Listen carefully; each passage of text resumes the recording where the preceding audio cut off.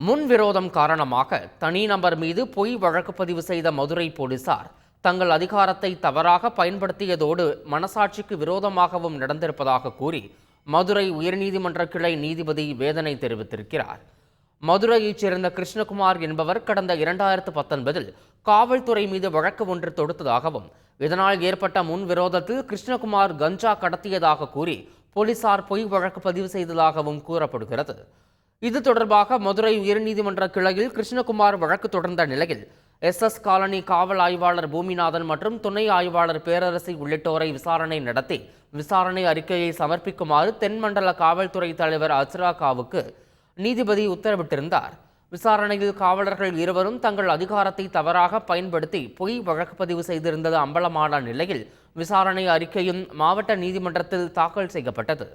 இந்நிலையில் விசாரணை அறிக்கையை மாவட்ட நீதிமன்றத்தில் தாக்கல் செய்ய வேண்டாம் என கூறியிருந்தும் அங்கு தாக்கல் செய்தது ஏன் என கேள்வி எழுப்பிய நீதிபதி விசாரணை அதிகாரி இந்த வழக்கில் நேர்மையாக நடந்து கொள்ளவில்லை என வேதனை தெரிவித்தார்.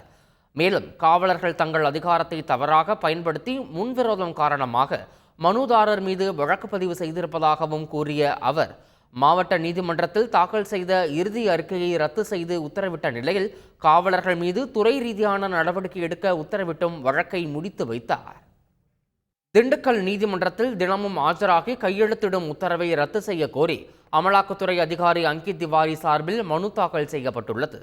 லஞ்ச வழக்கில் கைது செய்யப்பட்ட அமலாக்கத்துறை அதிகாரி அங்கித் திவாரி லஞ்ச ஒழிப்பு போலீசாரால் கைது செய்யப்பட்டு ஜாமீனில் வெளியே வந்த நிலையில் திண்டுக்கல் நீதிமன்றத்தில் நேரில் ஆஜராகி கையெழுத்திட்டு வருகிறார். இந்நிலையில் அதிக தூரத்தில் இருந்து கையெழுத்திட வருவதற்கு சிரமமாக உள்ளதால் இந்த உத்தரவை ரத்து செய்ய வேண்டும் என அவரது வழக்கறிஞர் தரப்பில் மனு தாக்கல் செய்யப்பட்டுள்ளது. இம்மனு ஏப்ரல் 12ஆம் தேதி விசாரணைக்கு வருகிறது. செய்திகளை உடனுக்குடன் தெரிந்து கொள்ள உடனே சப்ஸ்கிரைப் பண்ணுங்க.